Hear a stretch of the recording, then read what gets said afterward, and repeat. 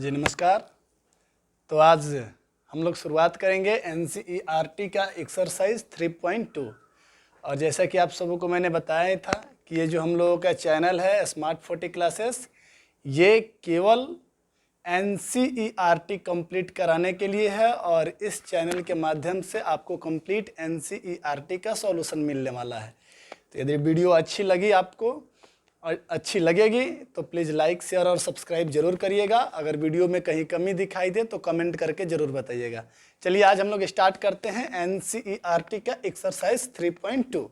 ठीक है, तो आइए 3.2 में है क्या, पहले इस चीज़ को समझते हैं। तो 3.2 में हमारा है ग्राफिकल रिप्रेजेंटेशन, यानी किसी ग्राफ से किसी इक्वेशन का रिलेशन किस तरह से हो सकता है। एक ग्राफ दिया जाएगा आप लोगों को और दो इक्वेशन दिए जाएंगे, जिसका जिक्र मैंने प्रीवियस वीडियो में किया है साइमल्टेनियस इक्वेशन के। तो आपको साइमल्टेनियस इक्वेशन दिया जाएगा और क्या दिया जाएगा, आपको एक ग्राफ दिया जाएगा। तो इस इक्वेशन का जैसे आपको सपोज्ड आपको दो इक्वेशन दिया गया है, यदि दो युग्म रेखाएं यानी दो साइमल्टेनियस इक्वेशन आपको दिया गया हो a1x b1y plus c1 equal to 0 और a2x plus b2y plus c2 equal to 0, तो इन दोनों इक्वेशन से ग्राफ पे क्या संबंध होगा, इस चीज को हमें जानना है इस वीडियो के माध्यम से। आइए समझते हैं। तो यहाँ पे हम पहले तो आपको ग्राफ के साथ संबंध बताते हैं। पहला देखेंगे संबंध क्या होता है। तो पहला संबंध के लिए कहता है कि यदि a1 by a2 not equal to b1 by b2 हो, यानी a1 बटा a2 b1 बटा b2 के बराबर नहीं हो।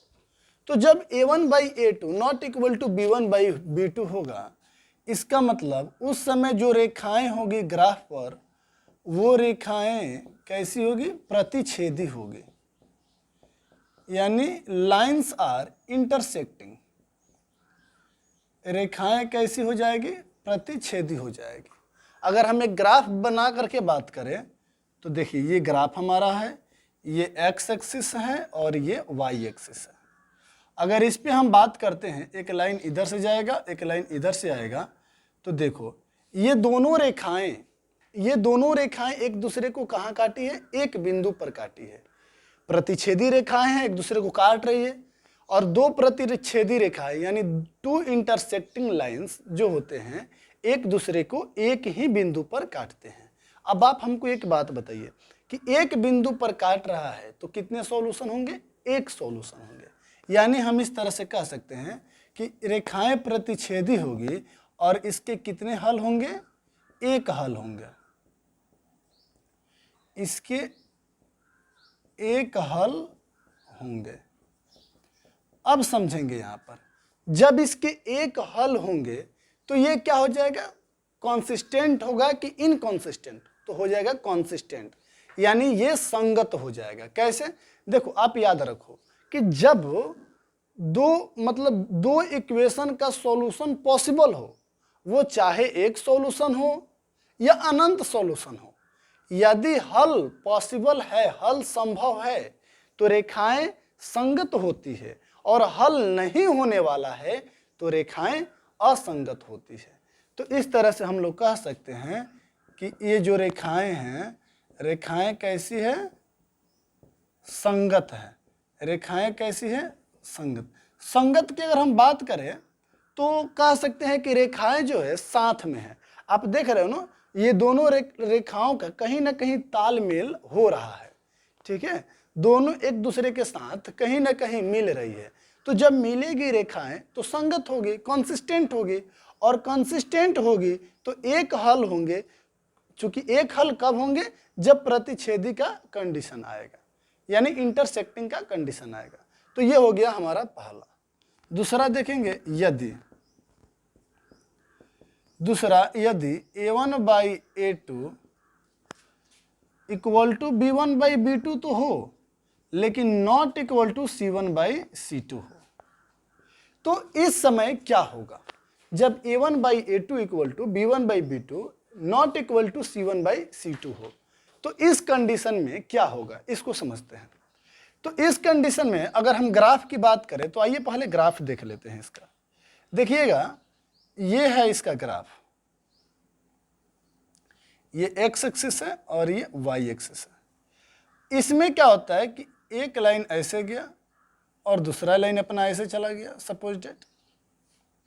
तो आप देखोगे फ्रेंड्स, एक हमारा लाइन जो है, एक लाइन ये ऊपर से चला गया, एक लाइन ऐसे नीचे चला गया, या ऐसे भी हो सकता है कि ये लाइन यहाँ से क्रॉस ना करके आपका यहीं से क्रॉस करके चला गया। अब समझो, तो ये दोनों रेखाएं क्या एक दूसरे को कहीं टच कर रही है, एक दूसरे को काट रही है? नहीं काट रही है। तो जब दोनों रेखाएं एक दूसरे को कहीं नहीं काटेगी, कहीं नहीं काटती है, इसका मतलब ये होता है कि इन दोनों रेखाओं के बीच कहीं संगत की स्थिति पैदा नहीं हो रही है, एक साथ नहीं मिल रहे हैं। इसका मतलब हम लोग कह सकते हैं कि ये रेखाएं कैसी है। पहले तो आप बताएं, रेखाएं को देख करके क्या कह सकते हैं कि ये रेखाएं जो हैं समानांतर हैं, समानांतर हैं। और जब रेखाएं समानांतर होगी तो बताइए इसके कोई हल है? कहीं काटेगा तब ना हल होगा जी। ये काट ही नहीं रहा है तो हल कहाँ से होगा? यानी इसके कोई हल नहीं होंगे।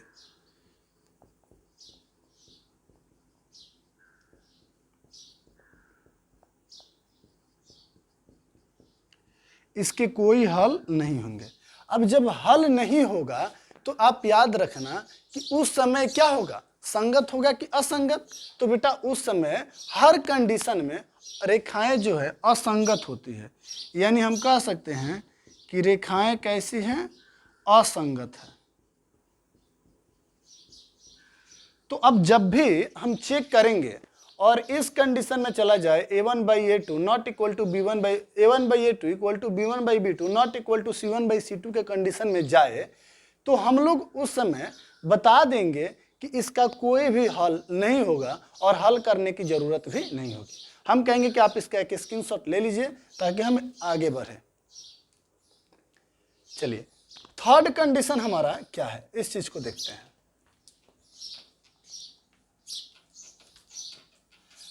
आप जब वीडियो को देखो तो एक कॉपी और कलम साथ में लेकर के बैठो, क्योंकि वीडियो आपको बहुत कुछ देने वाला है। आइए तीसरा कंडीशन कहता है कि यदि A1/A2 इक्वल टू हो जाए B1/B2 इक्वल टू C1/C2 हो। समझो, जब A1/A2 equal to B1/B2 equal to C1/C2 हो तो क्या होगा? अब तो तीनों बराबर हैं। तो आइए पहले ग्राफ पे हम लोग नजर डाल लेते हैं। ये हो गया इसका ग्राफ, ये हो गया हमारा x एक्सिस और ये हो गया y एक्सिस, यही ना कार्टेशियन सिस्टम है। इसमें क्या होगा कि अगर एक लाइन ऐसे गया तो दूसरा लाइन भी क्या करेगा, ये भी इसी पर चला जाएगा, सेकंड वाला लाइन भी इसी पर चला जाएगा। अब आप एक बात बताओ, ये एक दूसरे को कितने बिंदु पर टच कर रहे हैं? एक बिंदु पर, दो बिंदु पे, आगे हर जगह टच कर रहे हैं, हर पॉइंट पर टच कर रहे हैं। यानी अगर कहें तो ये कोलिनियर है। लाइन कैसा है? कोलिनियर है। हिंदी में कहेंगे तो रेखाएं कैसी होगी? समपाती होगी।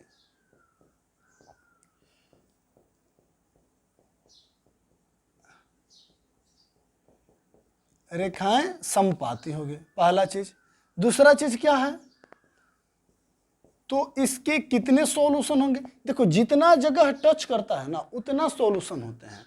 तो इसके कह सकते हैं कि अनंत सॉल्यूशन होंगे, इसके अनंत हल होंगे। दूसरा चीज क्या हो जाएगा इसका? एक और बात बताइए, ये अब हल होने की संभावना आ गई तो रेखाएं कैसी हो जाएगी? संगत हो जाएगी।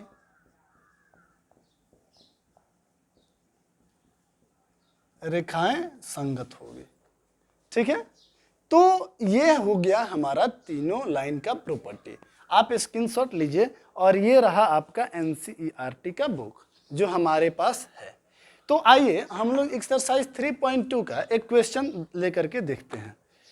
और ये रहा हमारा एक्सरसाइज 3.2, ये 3.3 और ये रहा 3.2। आइए समझते हैं।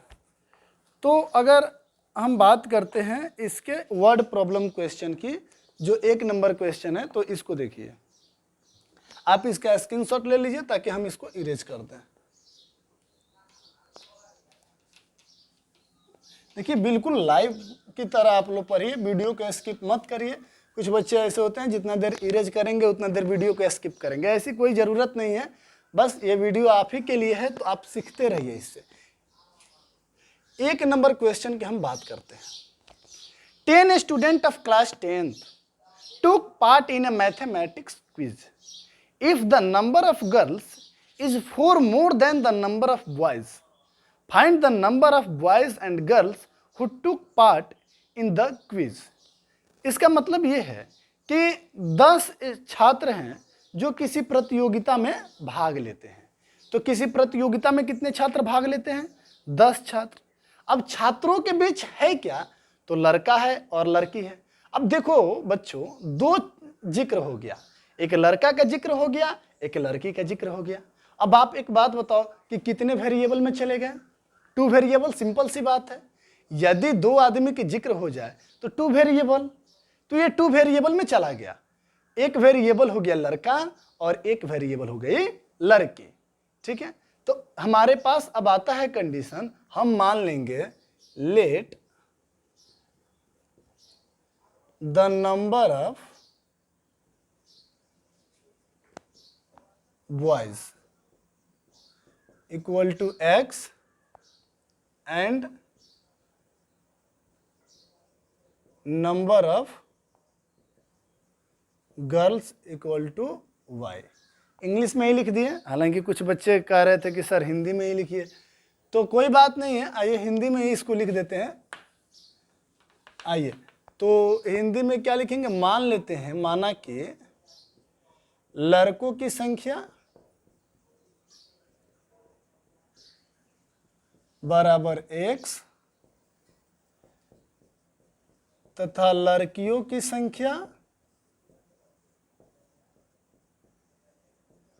बराबर y। मान लेते हैं कि x लड़का है और y लड़की है, तो दोनों मिल करके कितने हैं जी? x प्लस y बराबर कितने हैं? 10 हैं। लड़का और लड़की मिलाकर के कितने हैं? 10 हैं। पुनः अब चलेंगे प्रश्न से। तो प्रश्न हमारा कह रहा है कि the number of girls is 4 more than the number of boys. देखिए लड़कियों की संख्या ज्यादा है, लड़कियों की जो संख्या है वो लड़कों की संख्या से कितनी ज्यादा है?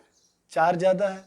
यानी जो लड़कियों की संख्या y है वो लड़कों की संख्या x से 4 ज्यादा है। देखिए कितना मजे में सेटिंग हो गया कि लड़कियों की संख्या y is 4 more than the number of boys, लड़कों की संख्या से 4 ज्यादा है।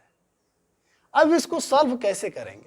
अब हमारे पास दोनों मेथड है, ग्राफिकल मेथड भी और भी जो मेथड होता है जिसके बारे में अभी हमने जिक्र नहीं किया है। क्योंकि फर्स्ट मेथड हमारा ग्राफिकल है तो हम लोग बारी बारी से मेथड को जानेंगे। आइए हम लोग इसको सॉल्व करते हैं। नहीं तो ग्राफिकल से कर सकते हैं, इसको एलिमिनेशन से कर सकते हैं, सब्स्टिट्यूशन से कर सकते हैं, और या क्रॉस मल्टीप्लिकेशन से कर सकते हैं, किसी भी मेथड से कर सकते हैं। आप देखते रहो वीडियो, डेली देखो, और हम आपको बता रहे हैं ना कि हर मेथड एकदम मतलब मजे में समझा देंगे। ठीक है, जैसे 2 रुपया वाला गीत आप समझते हैं वैसे ये भी समझिएगा। आइए देखिए, तो हम लोग क्या करते थे कि ग्राफिकल मेथड से सॉल्यूशन के लिए एक पहले वैल्यू टेबल बनाते थे। याद करिए 9th क्लास में आपने पढ़ा होगा, ऐसे वैल्यू टेबल हमारा बनता था जिसमें मिनिमम 2 सॉल्यूशन हमको लिखना होता था। याद करिए इस चीज को जब आपने इसको पढ़ा था। आइए, इसमें हम लोग x रख दिए, इसमें y रख दिए, इसमें x, इसमें y रख दिए। ये इक्वेशन 1 के लिए है और ये इक्वेशन 2 के लिए है। अब समझते हैं इसको। x plus y equal to 10 है, तो देखो अगर x इक्वल टू 5 रखते हैं इसमें तो 5 जाकर के इधर घटेगा तो y इक्वल टू भी 5 आ जाएगा। अगर x इक्वल टू 4 रख देते हैं तो 10 में से 4 घटाएंगे तो इसमें 6 आ जाएगा। एक चीज़ तो क्लियर हो गया। इसमें देखिए x इक्वल टू अगर 1 रख देते हैं तो 1 का 4 5 आ जाएगा, y का मान 5। अगर x इक्वल टू 2 रख देते हैं तो y का मान 2 और 4 6 आ जाएगा। तो दोनों हमारा वैल्यू टेबल कंप्लीट हुआ। अब हम लोग क्या करेंगे, ग्राफ बनाएंगे।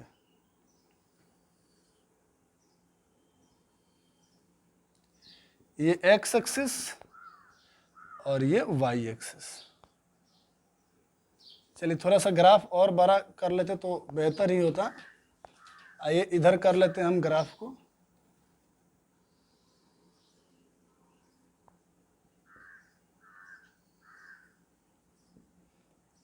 ये ओरिजिन हो गया y axis, x axis, x axis. इस पर इक्वल डिस्टेंस पर पॉइंट डिनोट करते, 1 2 3 4 5 6 7 8 हो कर दिए, 2 3 4 5 6 7 8 1 2 3 4 5 6 7 8।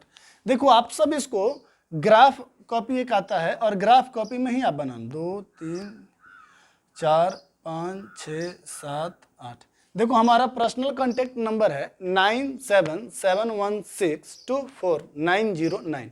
तो आप जब बनाओगे और आप चाहोगे कि बना करके हमसे पर्सनली कॉपी चेक कराना, तो आप प्लीज़ हमारे इस नंबर पे व्हाट्सअप भी कर सकते हो। आइए देखते हैं, इस चीज़ को समझते हैं। x = 5 और y = 5। तो x पे दोनों प्लस में है तो इधर हम लोग हो जाएंगे 1 2 3 4 5, यहाँ पे मिल गया, और इधर 1 2 3 4 5 यहाँ पर मिल गया। अब हम लोग यहाँ से इसके पैरेलल और यहाँ से इसके पैरेलल जब जाएंगे तो सपोज डेट यहाँ पर हमारा पॉइंट मिलेगा, ये पॉइंट होगा 5,5। दूसरा है x = 4 और y = 6। सीधी सी बात है, यहाँ पर मिलेगा x = 4 y = 6। इसका अगर हम लाइन की बात करें तो ये और इधर जाता तो इधर हमारा काट देगा इसे, ठीक है। अब उसी तरह से इसमें है x = 1 y = 5। ये x = 1 है और y = 1 2 3 4 5 ये है। तो सीधी सी बात है, यहाँ पर मिलेगा हमारा। और दूसरा है x = 2 और y = 6। x = 2 है और y = हमारा कितना है जी, 6 है। तो ये यहाँ पर मिलेगा।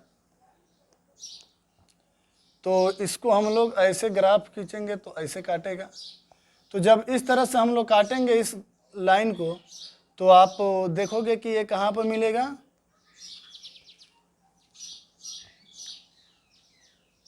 एक अगर हम बात करते हैं तो इधर हमारा एक x एक्सिस पर मिल जाएगा, x एक्सिस पर मिलेगा 3 पर, और y एक्सिस पर देखो इसके बीच में अगर हम बात करें तो 7 पर मिल जाएगा। तो इस तरह से नंबर ऑफ बॉयज़ कितना हो जाएंगे, 3, और नंबर ऑफ गर्ल्स कितना हो जाएंगे, 7। आइए जो y वाला माने थे y पर चला जाएगा, यानी अतः ग्राफ से स्पष्ट हो गया। ग्राफ से क्या स्पष्ट हो गया, तो y पर आया 7, यानी लड़कियों की संख्या जो है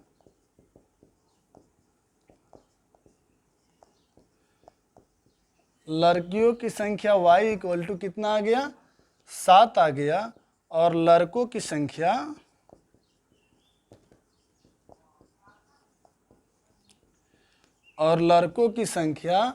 x = कितना आ गया, हमारा 3 आ गया। तो आपको ये जरूर समझ में आया होगा अभी ग्राफिकल मेथड। देखो अगर हम चाहते तो पहले से इसको सॉल्व करके और आपको केवल समझा दिए होते, लेकिन नहीं, हमें आपके सामने लाइव बनाना था। और देख रहे हो आपके सामने लाइव आंसर हमारा आ चुका है।